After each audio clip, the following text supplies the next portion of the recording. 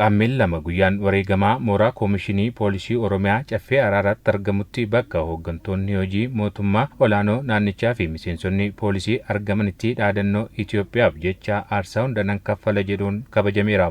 Itti gaafatamaan waajjira qindeessaa kilaastara nageenyaa fi haqaa mootummaa naannoo Oromiyaa obbo Geetaachoo Taamiraat Itoophiyaan biyya lafee fi dhiiga goototaan ijaaramte waan taateef gootota har'as ta'e kaleessaa wareegaman leellisuun murteessaadha jedhaniiru.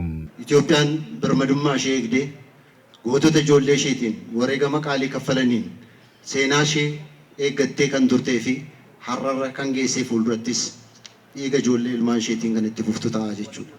Kanaaf guyyaa kanaan nu ga'uu isaaniitiif gootota hedduun aarsaa kan kaffalan waan ta'eef gootota aarsaa kaffalanii birmadummaa ishee eeggattee sodaatamtee akka jiraattu taasisan kana yaadachuun barbaachisaa waan ta'eef gootota keenya guyyaa itti yaadannu jechuudha. Hoogganaa ittaanaan biiroo bulchiinsaa fi nageenyaa naannoo Oromiyaa Abbabaa Garasuu ijoolleen Itoophiyaa biyya isaaniirra darbanii wareegama qaalii kaffalanii nageenya biyyoottan biroo kabachiisuun seenaa boonsaa hojjechaa jiraachuu kaasanii akka sabaattis Oromoon dhiigaa fi lafeesaan biyya ijaaruun wareegama qaalii kan kaffalee fi kaffalaa jiru ta'uu himaniiru. Oromoon akka sabaatti mirga isaa kabachiisuudhaaf waggaa jaarraa tokko ol qabsaa'aa ture. Akkasumas Itoophiyaa eeguu, Itoophiyaa ijaaruu, Itoophiyaa har'a Itoophiyaa jedhamtee addunyaa irratti beekamtu kana adda dureedhaan dhiiga isaa dhangalaasee kamuu keessatti jechuudha. Hirmaannaa hunda keessa akka har'a warri tokko Oromoon biyya hin qabu jedhanii haasa'anii miti. Oromoon adda dureedhaan biyya kana ijaaree, biyya kana utubee, Itoophiyaan kan ijaaramte lafa Oromootiif, lafee Oromootiin ta'uusaa beekamuutu irra jiraata jechuudha. Umrii gootaa osoo hin taane seenaa isaatu dheeraadha kan jedhan Koomishinara ittaanaan Koomishinii Poolisii Oromiyaa Abbabaa Laggasaa Itoophiyaan biyya gootonni sabaaf sablammootaa waloon ijaaran ta'uu himaniiru.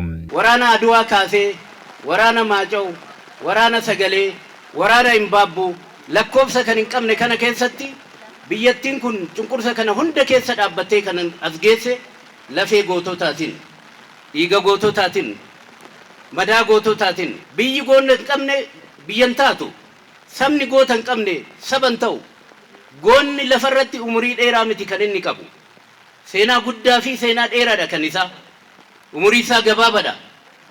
Faayidaa isaa kamiyyuu dura lubbuu isaa, jireenya isaa dabarsee saba isaatiif kenna, biyya isaatiif kenna.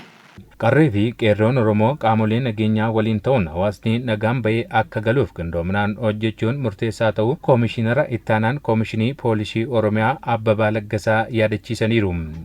Akkuma tanaan dura cunqursa ofirraa darbachuudhaaf ulee oduun ta'in harka qullaadhaan waraana dura dhaabbattanii seenaa jijjiirtan, arras bakka jirtanitti seenaa akka hojjettan loltuun keenyas imaanaan kun imaanaa guddaa, imaanaa wareegamtootarraa, imaanaa goototarraa nutti darbe ta'uusaa hubannee bakka jirrutti ummanni keenya nagaan bahee mirga gonfate kana yeroo kamiyyuu akka hin sarbamne waadaa mallayyoo jalatti jilbiiffannee alaabaa keenya dhungannee galle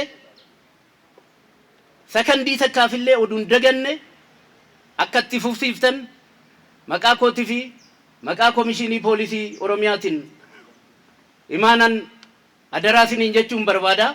Miseensonni poolisii saganticha irratti argamanis akkasitti kanneen biyyaaf aarsaa fi wareegama kaffalan yaadatanii kabajuun gootota biroo horachuuf shoora olaanaa qaba jedhanii bakka jirrutti biyyaaf aarsaa kaffaluun barbaachisaa ta'uu dhaamaniiru. Gootatu biyya isaaf aarsaa kaffala. Aarsaa kaffalame kanaaf immoo mootummaan dhimma kana guyyaa kabajaa godhee kabaja kana gaggeessuudhaaf akka kiyyattis akka poolisummaa kiyyatti illee gammachuu guddaan natti dhagahame. Gootota duraan jala boqotanis warreen amma boqotanis akkaataa kanaan nu yaadachuu isaatti gammachuu guddaatu nu dhagahama.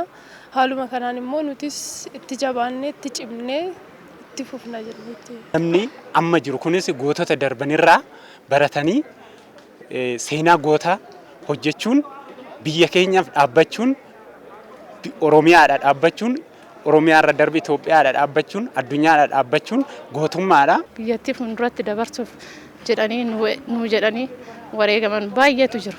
Isaan yaadachuuf jecha har'a guyyaa har'aasitti kun gaggeeffamuu isaatiif baay'een gammade. Namoonni bakka jiranitti wal ta'anii jaalala biyyaaf uumanii wal jaalatanii bakka jiranitti sirriitti hojjetanii aarsaa kaffaluu qabu jechuudha biyyaaf.